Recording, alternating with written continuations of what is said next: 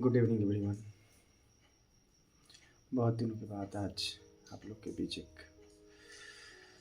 आप लोग के भारी समस्याओं को देखते हुए आज ये वीडियो बनना पड़ा। क्लास 10th के प्यारे बच्चे बहुत परेशान हैं। उनका कहना है कि उम्मीदें बहुत लोगों को बहुत कुछ हैं, लेकिन सपोर्ट नहीं कोई कर रहा। तो हमने कहा, और हम हमेशा क्लास में ही कहते हैं कि जब हम हैं तो क्या गम है। तो उसी गम को आज समाप्त करने के लिए, बच्चों के गम को, बच्चों की समस्याओं को समाप्त करने के लिए आज आपके बीच ये वीडियो जा रहा है। हमें उम्मीद है, और मैंने यह कोशिश की इस वीडियो के माध्यम से कि इस वीडियो के बाद आपकी कोई समस्या नहीं बचेगी। आप निश्चिंत हो जाएंगे और आप आसानी से इस वीडियो के बाद शायद सब चीज़ों को सॉल्व कर पाएँ। काफ़ी दिनों से बहुत बच्चों से बात हो रहा है। मैं जहाँ पढ़ाता हूँ, हमारे इस कैमूर जिला का बहुत ही फेमस स्कूल DAV स्कूल है। वहाँ बहुत सारे बच्चे हैं और भी कई विद्यालयों के बच्चे से संपर्क है। बहुत सारे बच्चे प्रतिदिन मिल रहे हैं और बहुत सारे बच्चे प्रतिदिन यह कह रहे हैं कि सर, समय बीतता जा रहा है, रास्ता समझ नहीं आ रहा है कि कहाँ, कब और कौन सा शस्त्र अस्त्र यूज करना चाहिए, चलाना चाहिए कि जिसके वजह से हम युद्ध को जीत सकें। जब युद्ध शुरुआत का था तो सबने सपोर्ट किया, सबने बहुत कुछ बताया। आज सब लोग हाथ छोड़ देंगे ऐसा लग रहा है। सबको उम्मीद बहुत कुछ है हम लोगों से। गार्जियन चाहते हैं कि मेरा बच्चा बिहार टॉपर बने, जिला टॉपर बने। स्कूल के टीचर चाहते हैं कि मेरा पढ़ाया हुआ बच्चा डिस्ट्रिक्ट में स्थान लाए, स्टेट में स्थान लाए, स्कूल टॉपर बने, ताकि मेरा नाम हो कि मैंने पढ़ाया है। बट सर, कोई सपोर्ट करने हमें नहीं जा रहा है। No one is directly supporting us. What should we do? There is many type of stress we are suffering from. What should we do? What type of activities, what type of strategies should we apply to get better marks in that time? Students are thinking about that. बहुत सारे बच्चों ने हमसे कहा, समय बहुत कम मिल पाता है स्कूल के वजह से, अपने शेड्यूल के वजह से। उन सभी बिजी शेड्यूल्स में से आज आपके लिए स्पेशल समय निकालने का मैंने कोशिश किया है। और मैंने तय किया है कि जब बच्चे इतने परेशान हैं तो टीचर उनको नहीं समझाएगा तो कौन समझाएगा। कहा जाता है कि शिक्षक एक दोस्त की तरह भी होता है। तो as a friend, as a guardian, as a teacher, जो प्रश्न हमारे पास आपके आए हैं, उन प्रश्नों का जवाब देने में जा रहा हूँ। एक प्रश्न आप सुनिएगा। अगर ये प्रश्न बच जाता है तो आप कमेंट में बताएंगे, हम आपके उन प्रश्नों का भी जवाब देने का प्रयास करेंगे। हमेशा ये ध्यान रखिए, मेरा एक डायलॉग है स्कूल में, मैं बोलता हूँ बच्चों के साथ कि जब हम हैं तो क्या गम है। तो हम हैं, आप चिंता नहीं करिए। जहाँ भी परेशान हुई, जहाँ कोई आपको न दिखे, कोई न समझ में आए, इंदुभूषण पांडे, IB पांडे को याद कीजिए, हम आपके साथ खड़े रहेंगे ऑलवेज। देखिए, मेरे पास पहला प्रश्न बच्चों का आया, सर सिलेबस का स्ट्रेस हो गया है। अगर कंप्यूटर को इंक्लूड कर दिया जाए तो देयर इज 6 सब्जेक्ट्स।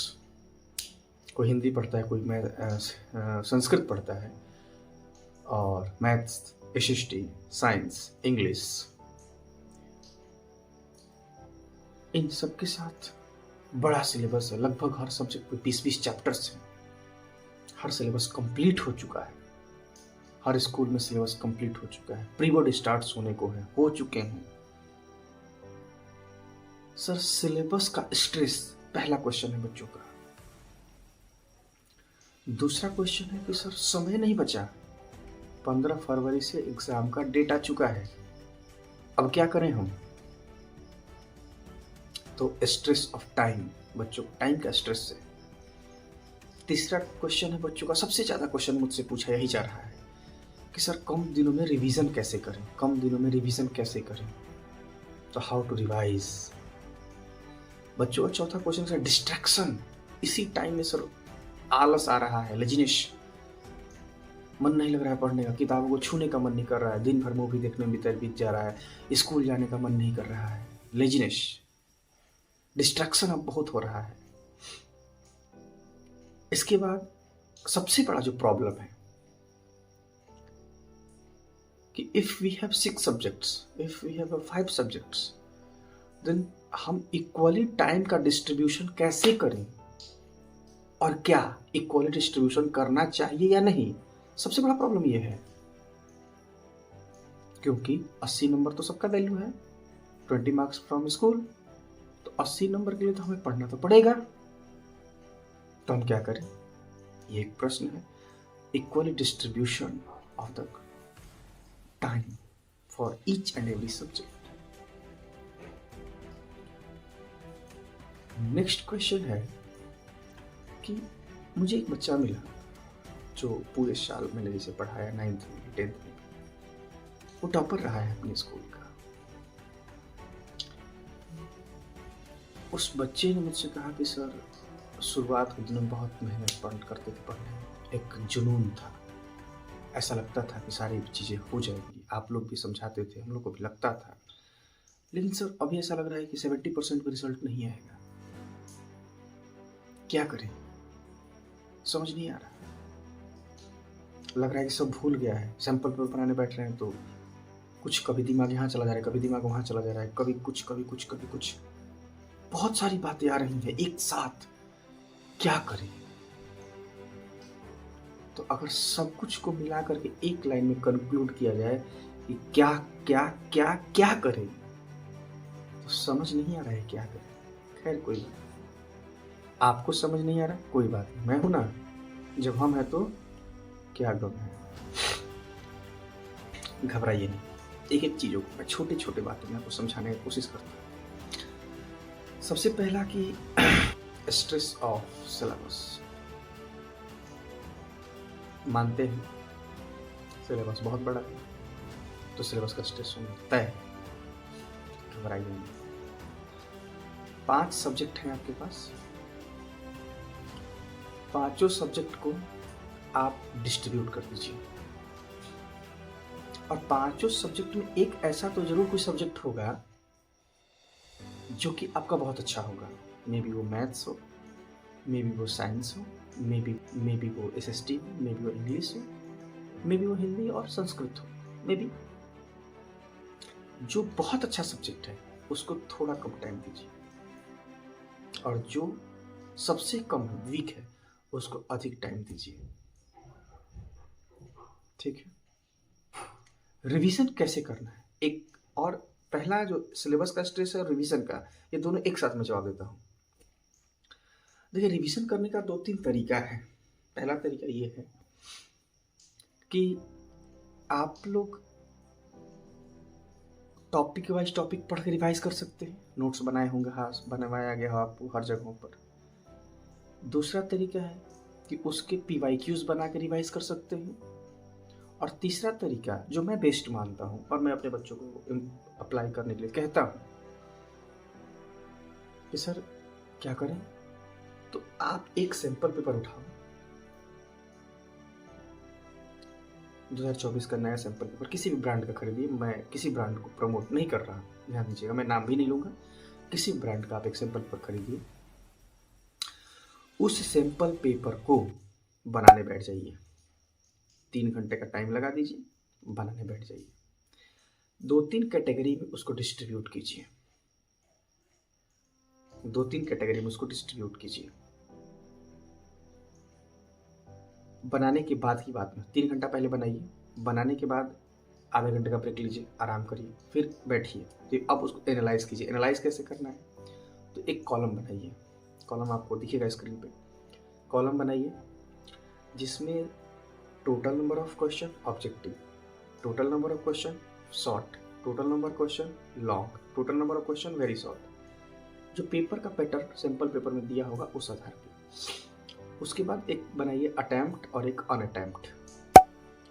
इसके बाद बनाइए कि अटेम्प्ट और अनअटेम्प्ट, अनअटेम्प्ट में 2 कॉलम, एक कि जो आपने अटेम्प्ट किया जो सही हो गया, या अटेम्प्ट किया ही नहीं छोड़ दिया आपने, या मुझे नहीं आया, या मैंने पढ़ा ही नहीं है। इस तरह से रीड या अनरीड, अटेम्प्ट या अनअटेम्प्ट की जगह रीड या अनरीड कर दीजिए। अब जो गलत हुआ आपका, मान लीजिए आपने 3 क्वेश्चन नहीं बनाया, 5 क्वेश्चन नहीं बनाया, तो जो 5 क्वेश्चन आपने नहीं बनाया वो इंश्योर करिए किस चैप्टर का है, और उसके बाद उसको आप रिवाइज कीजिए। जिस चैप्टर का वो होगा और उसको अगर आप रिवाइज करते हैं तो आसानी से आप उस चैप्टर तक रिवाइज कर लेंगे।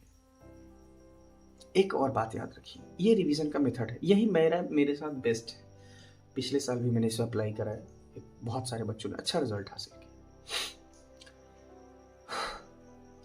तो टाइम जितना भी बचा है वो पूरे बच्चों के लिए बचा है, सिर्फ आपके लिए नहीं बचा, ये ध्यान रखिए। अगर 22 लाख बच्चे इस बार सीबीएसई में एग्जाम दे रहे हैं तो 22 लाख बच्चों के लिए वही टाइम बचा है जो आपके लिए बचा है। इसलिए टाइम के बारे में मत सोचिए, जितना टाइम है उतने टाइम को आप यूटिलाइज कीजिए। No need to enjoy. 2 महीना सब छोड़ दीजिए।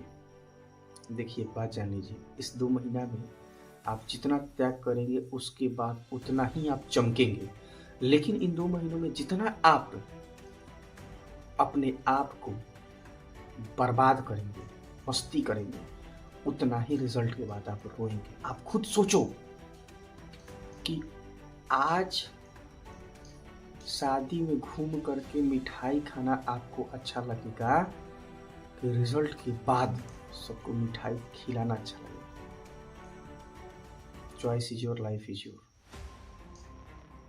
सोचो सोचो सोचो, तुम्हें नींद कैसे आ सकता है जब तुम्हारे पिताजी, तुम्हारी माताजी, आपके बड़े भाई, आपकी बड़ी बहन, आपके परिवार वाले आपके सपनों को पूरा करने के लिए रात और दिन एक करके मेहनत करते हैं। आप कैसे सो सकते हैं? अगर आप सोते हैं इसका मतलब आप अपने परिवार को धोखा दे रहे हैं, पाप कर रहे हैं। ये 2 महीना आपके जीवन को बदलने के लिए गोल्डन अपॉर्चुनिटी है और आपको बदलना होगा, ये जान लीजिए। अगर आप थक गए हैं तो उनका चेहरा देखिए, अपनी मम्मी का, अपने पिताजी का, अपने परिवार वालों का। बात कीजिए जो अभी जिनके पिताजी आर्मी में होंगे और उनका ड्यूटी होगा नॉर्थ में, बॉर्डर पे, इन ठंडी के समय में याद कीजिए कि वो कैसे उस टाइम को बिताते हैं। जिनके पिताजी शिक्षक होंगे जो 5 बजे 6 बजे शाम तक स्कूल में काम करते हैं, जिनके पिताजी खेती करते हैं, रात रात भर खेतों में काम करते हैं, याद कीजिए, उनसे पूछिए कि वो कितना कष्ट झेलते हैं। 2 महीने आपसे आपका नींद कंट्रोल नहीं हो रहा, इतना आप कमजोर हो गए हैं। याद कीजिए, जिनको, अगर आप कैमूर से हैं, जिनको जंगलों में ड्यूटी मिला हो, जो अधवारा के रहने वाले होंगे, वहाँ जंगलों में जाकर ड्यूटी करते हैं, किसके लिए? सिर्फ आपके लिए। और आपसे 2 महीना पढ़ा नहीं जा रहा, आप इतने परेशान होते हैं। किस बात की परेशानी है भैया? किताब लेके बैठा हूँ, क्या है बैठने बैठने प्रॉब्लम है? कमर में दर्द है तो दवाई खाओ, बैठो। 2 महीना करो, किसी भी हाल में करो, तुम्हें करना होगा। इसके अलावा कोई उपचार नहीं है आपके पास। अगर आपको लग रहा है कि रिश्तेदारों के साथ घूम लेने से आपका नाम बढ़ जाएगा, गली गली घूम लेने से नाम बढ़ जाएगा, तो गलत। वही रिश्तेदार आज जिसके साथ आप घूम रहे हैं, टाइम दे रहे हैं, वो आपको खूब बढ़िया से समझाएगा और बाद में वही कहेगा, ये वो क्या पढ़ेगा, वो तो दिन रात मेरे साथ घूमता था, वो तो दिन रात मेरे साथ गेम खेलता था। पढ़ेगा कभी? वो आपके साथ आपके माता पिता परिवार का भी नाम हंसाएगा। तो ऐसा दोस्ती छोड़ दीजिए 2 महीने के लिए। रिजल्ट उस दिन मिठाई खिलाइएगा जिस दिन बेटर रिजल्ट आप हासिल कीजिएगा, और आप कर सकते हैं। हमें आपकी आंखों में दिख रहा है, आप कर सकते हैं। You have ability to do, you can and you have to do.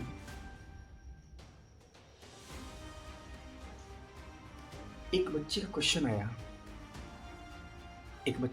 है मेरे पास, sir what is the toppers view in that time, कि वो लोग इस समय क्या करते थे। तो पिछले साल की जो हमारी एक बहुत ही, या 2-3 सालों का टॉपर्स से मैंने बात करने की कोशिश की है, बात हुआ, उन सबका एक ही जवाब था कि सर जैसे आप बताए थे सैम्पल पेपर सॉल्व करना, हमने वो सैम्पल पेपर सॉल्व करना शुरू किया। जैसे रीड अनरीड था, जो अटैम्प्ट होता था नहीं होता था, जो होता था वो तो very good, well and good है, लेकिन जो नहीं होता था उसको हम रिवाइज करते थे और अगले चैप्टर में पहुंच जाते थे, उस टॉपिक को रिवाइज कर लेते थे और थकते नहीं थे सर। जब थकते थे तो अपने माता पिता का चेहरा देख लेते थे।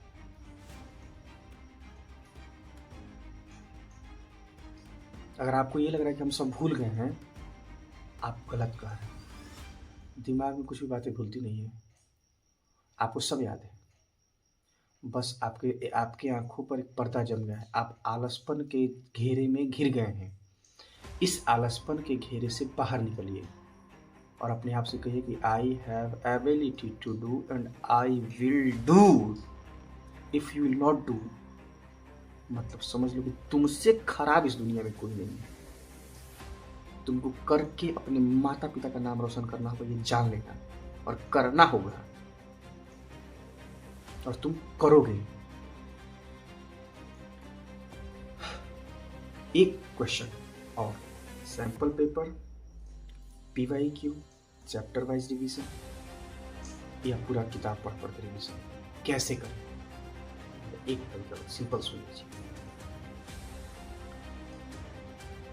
टॉपिक पढ़िएगा तो भी वही क्वेश्चन मिलेगा, PYQ बनाइएगा तो भी वही क्वेश्चन मिलेगा, चैप्टर टेस्ट दीजिएगा तो भी वही क्वेश्चन मिलेगा। लेकिन एग्जाम में एक साथ ही सब कंपाइल्ड आते हैं, इसीलिए अभी के समय में सबसे अच्छा ऑप्शन है सैंपल पेपर सॉल्व करना।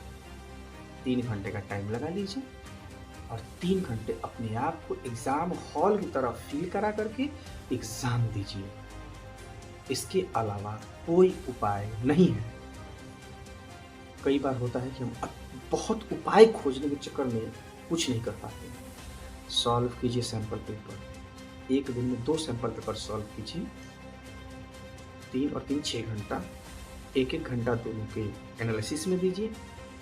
6 और 2 8 घंटा और 1 घंटा ब्रेक 9 घंटा।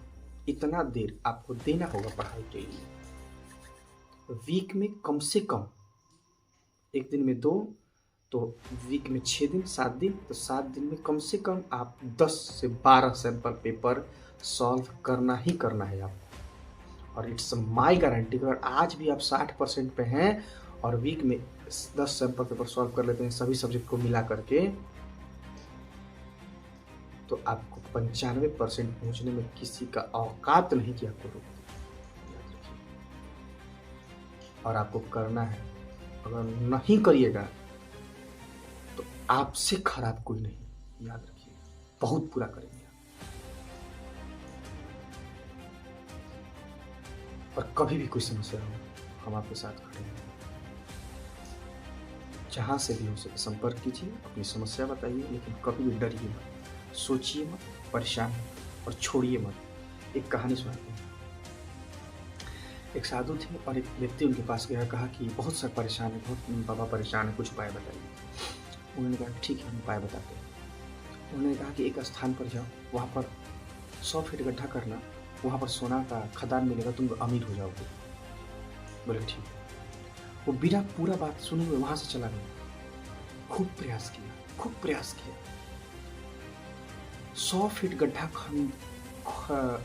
करने से पहले ही वह थक करके छोड़ दिया और बाहर निकला तो एक व्यक्ति ने उससे पूछा क्या हुआ जी, क्या कर रहे थे? तो उसने कहा कि अरे बाबा के चक्कर में पड़ के 100 फीट गड्ढा करने को बोले थे, इतना कब से खान दिए, मिला ही नहीं, अब क्या ही सोना मिला आपको, अब तक नहीं मिला तो क्या मिलेगा? तो बोला कि ठीक है जाओ। वो चला गया। उस व्यक्ति ने कहा कि मान लो हो सकता है कि 100 फीट पर ही का सोना हो, तो इतना ये कर दिया है तो थोड़ा सा हम और प्रयास करते हैं, हो सकता है मिल जाए। उसने थोड़ा सा प्रयास किया और 100 फीट पर उसको सोना मिल गया। बाबा जी ने उससे कहा कि बाबा जी ने उससे कहना चाहा कि पूरा 100 फीट खानने के बाद ही सोना मिलेगा, लेकिन वह उतावलेपन में बिना पूरी बात सुने ही चला गया और इसका रिजल्ट क्या हुआ कि वो गरीब का गरीब रह गया। इसका मतलब ये हुआ कि जितना मेहनत आप किए हो ना बच्चा, बहुत है, बहुत मेहनती हो तुम लोग के अंदर वो जुनून है कि जो लोहा को पिघला सकता है। तुम लोग के अंदर वो जुनून है कि हिमालय के तराई में बर्फ वाली जगहों पर बिना कपड़े का तुम लोग आग रह सकते हो। तुम लोग के अंदर वो आग है कि जो अच्छे अच्छे चीजों को जला के राख कर सकता है। तुम लोग को इतना पावर है, लेकिन उस पावर को गलत जगह इस्तेमाल मत करो। 2 महीना अपने आप कॉन्सेंट्रेट कर दो और रिजल्ट में तुम ही नहीं, पूरा समाज, पूरा भारत, तुम्हारे माता पिता छाती पीट करके कहेंगे कि बा औकात तो हमारे बेटा नहीं है, हमारी बेटी नहीं है, रिजल्ट लाके दिखाइए आप। ये क्षमता रखो अपने अंदर, और ये तुम्हारे अंदर है। तुम्हारे दिमागवा तनिसा हिल गया है, ये बात समझ लो और करो। तो वैसे बेचैनी नहीं, जितना किए हो बहुत किए हो, बस थोड़ा सा और ही रगड़ देना है। और देखना जैसे ही 100 फीट पर पहुंचोगे, सोना आएगा, अमीर बनोगे, रिजल्ट आएगा और मिठाई बटेगा। मुझे भिजवाना, अकेले मत खाना। आई होप आपको सारे प्रश्नों का जवाब मिल गया होगा। कोई और प्रश्न आपका छूटा हो कमेंट करिए। धन्यवाद।